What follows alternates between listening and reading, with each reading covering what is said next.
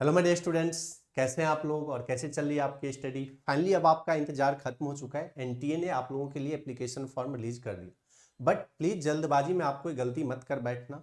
हर साल जब बच्चे गलत कर देते हैं तो 2-3 दिन अपना टाइम वेस्ट करते हैं इस चक्कर में कि अब करेक्शन कैसे होगा। तो आज ही आप फॉर्म फिल कर लोगे, इससे आपके सिलेक्शन पे या आपके सेंटर पे कोई इफेक्ट नहीं पड़ेगा। हाँ, आपके मन में अगर ये क्वेश्चन है कि मैं जल्दी फॉर्म फिलअप करूंगा तो मुझे नियरेस्ट सेंटर मिलेगा, ऐसा नहीं है।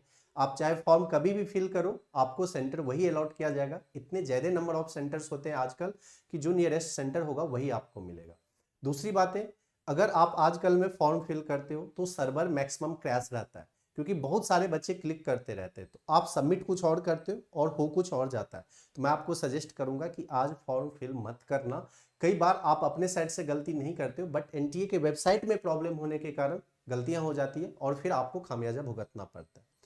एक एलिजिबिलिटी क्राइटेरिया होता है नीट के लिए, क्या आप उसे फिलफिल कर रहे या नहीं कर रहे। मैक्सिमम बच्चे को पता होता है, फिर भी मैं ये वीडियो बना रहा हूँ क्योंकि काफी सारे बच्चे पैनिक होते रहते कि क्या मैं एलिजिबल हूँ। रात में भी मेरे पास बहुत सारे मैसेजेस आ रहे थे कि सर मेरा बायो के साथ मैथ सब्जेक्ट भी था, मैं मैथ में फेल हो चुका हूँ, मेरा 6 सब्जेक्ट बायोलॉजी था, तो क्या होना चाहिए। तो मैं आपको एलिजिबिलिटी क्राइटेरिया समझाता हूँ कि नीट 2024 के लिए क्या है और 2023 में जो था उससे 2024 में क्या मेजर चेंजेज हुआ है, एनटीए ने क्या चेंज किया है। तो देखते हैं। सबसे पहले तो आपका एज 31 दिसंबर के टाइम या फिर जब आपका एडमिशन हो रहा है तब तक 17 ईयर्स कंप्लीट होना चाहिए, तभी आप एडमिशन ले सकते हो। यानी for general candidate and for SC ST OBC सभी के लिए जो एज का क्राइटेरिया होता है ये सेम रहता है। आपका डेट ऑफ बर्थ 31 दिसंबर 2007 से पहले या तब तक होना चाहिए। अगर आपका इसके बाद हुआ है, अगर आपका डेट ऑफ बर्थ 2008 है तो आप नीट के लिए एलिजिबल नहीं हो। सबसे पहले ये खत्म हो जाता है यहाँ पे। इसके बाद आते हैं अपर एज लिमिट। अपर एज लिमिट कुछ भी नहीं है, कोई 30 ईयर्स का है, 25 का है, 22 का है, 70 ईयर्स का है, फिर भी नीट एग्जाम दे सकता है। कोई अपर एज लिमिट नहीं है इसमें।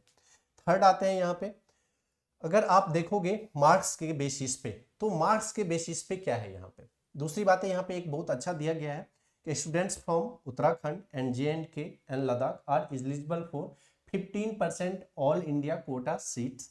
Candidates from respective UTS can participate like other state. तो पहले क्या होता था कि ऑल इंडिया कोटा के लिए इनको प्रॉब्लम होता था, बट इस बार से ऑल इंडिया कोटा में भी आप पार्टिसिपेट कर सकते हो, राइट। नेक्स्ट देखते हैं कि एजुकेशन के बेस पे क्या है यहाँ पे। और दूसरी बात है, कोड होता है एक, ये काफी इंपॉर्टेंट है कि अगर आप ड्रॉप ले लियो, आपका 1 साल ड्रॉप है, अगर आप ग्रेजुएशन करने लगे हो तो ये एक कोड होता है। ये कोड मैं अपने टेलीग्राम पे भी शेयर करूंगा और इस पे एक वीडियो बनाने वाला हूं कि क्या कोड आपको फिल करना चाहिए। तो थोड़ा सा पेशेंस रखना, गलत कोड मत फिल कर देना। गलत कोड फिल करने के बाद आप कोड को कभी भी चेंज नहीं कर सकते हो। तो थोड़ा सा पेशेंस रखना, सब कुछ मैं आपको समझाने वाला हूं। अब आते हैं यहाँ पे कि आपका मार्क्स क्या होना चाहिए। तो मार्क्स देखो, जो जनरल कैटेगरी होते हैं उनके फिजिक्स केमिस्ट्री एंड बायोलॉजी में कंप्लीट 12th का परसेंटेज आपका नहीं है। ये एक बातें अपने माइंड में क्लियरली डाल लो, आपका फिजिक्स केमिस्ट्री बायोलॉजी में कितना परसेंट आया है, सिर्फ और सिर्फ यहाँ पे वो काउंट हो रहा है। फिजिक्स केमिस्ट्री बायोलॉजी इसमें कितना मार्क्स है, सिर्फ और सिर्फ ये काउंट हो रहा है।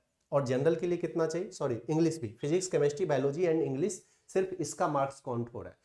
फिफ्थ सब्जेक्ट आपका क्या है, फिजिकल एजुकेशन है, या फिर आपने फिफ्थ सब्जेक्ट में मैथ ले लिया था या क्या लिया था, उसका मार्क्स यहाँ पे काउंट नहीं होगा। Physics chemistry biology and English में आपका परसेंटेज 50 होना चाहिए अगर आप जनरल से बिलोंग करते हो। अगर आप रिजर्व कैटेगरी से हो तो आपका 40% होना चाहिए। जो हैंडीकैप बच्चे होते हैं उनके लिए भी ये कितना है, 40% होना चाहिए यहाँ पे, राइट। इन सभी के लिए 40% होना चाहिए।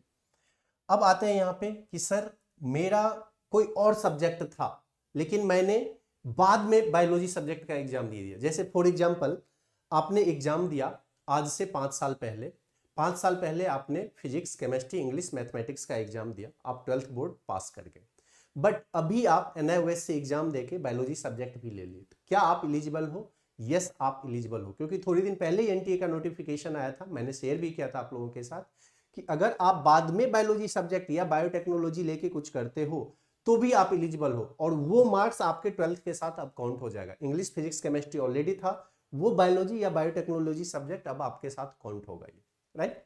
नेक्स्ट आते हैं कि मैथ के बारे में क्या है। यहाँ पे देखो मैथ के लिए बिल्कुल क्लियरली मेंशन किया गया है।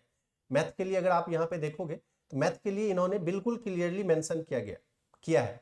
और क्या मेंशन किया है यहाँ पे कि मैथ सब्जेक्ट से कोई रिलेशन नहीं है यहाँ पे, राइट ना।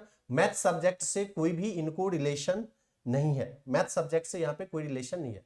जस्ट ए मिनट, मैं यहाँ पे दिखाता हूँ, यहाँ पे लिखा भी हुआ था मैथ सब्जेक्ट से कोई फर्क नहीं पड़ने वाला कि मैथ में आप फेल हो या पास हो, इससे कोई फर्क इस पे पड़ने वाला नहीं है यहाँ पे, ठीक है। यहाँ पे देखो second point, mark obtains in mathematics are not to be consider for eligibility for admission to under graduate medical course. अगर आप 6 सब्जेक्ट ले लेते हो और मैथ में अगर आप फेल भी कर जाते हो तो आपको कोई प्रॉब्लम नहीं होगा। किसी बच्चे का ये कंफ्यूजन रहता है कि सर मैं मैथ को मेन सब्जेक्ट रखा था, बायोलॉजी मेरा साइड सब्जेक्ट था, बायोलॉजी में मैं पास कर गया लेकिन मैथमेटिक्स में मैं फेल हो गया, तो क्या मैं एलिजिबल हूं? यस, उस केस में भी आप एलिजिबल हो। सिर्फ और सिर्फ आप फिजिक्स, केमिस्ट्री, इंग्लिश और बायोलॉजी इसमें पास होना चाहिए और इसके साथ साथ यहाँ पे आपके 50% मार्क्स होना चाहिए। ऑब्वियसली एक जो अदर सब्जेक्ट होता है उसमें तो पास होंगे ही आप, तभी आप बोर्ड एग्जाम में पास करते हो, बट मैथमेटिक्स से इसका कोई रिलेशन नहीं है। अगर आपने मेन सब्जेक्ट मैथमेटिक्स लिया था और आप उसमें फेल कर गए, फिर आप बायोलॉजी सब्जेक्ट में पास कर गए हो, तो भी आप नीट के लिए एलिजिबल हो। तो ये एलिजिबिलिटी क्राइटेरिया था। आप अपने दोस्तों के साथ भी शेयर करना जो इस टाइम पैनिक फील कर रहे होंगे, सो दैट उनके मन में भी कोई डाउट ना रहे। मिलते हैं फिर नेक्स्ट वीडियो में। कंटिन्यूअसली मैं वीडियो डालते रहूंगा अभी 2-3 दिन तक, जिसमें कि आपको काफी हेल्प मिलेगा फॉर्म फिलअप करने के लिए। सारे डॉक्यूमेंट्स मैं K² ऑफिशियल टेलीग्राम पे अपलोड कर दूंगा, तो अगर आप अभी तक ज्वाइन नहीं किए हो वहां पे ज्वाइन कर लो। जितने भी कोड्स वगैरह है सब कुछ मैं वहां पे ही सेंड करने वाला हूँ। अगर आपके मन में फिर भी कोई डाउट हो कि क्या होना चाहिए, कैसे होना चाहिए, कमेंट बॉक्स में कमेंट कीजिए। मिलते हैं फिर नेक्स्ट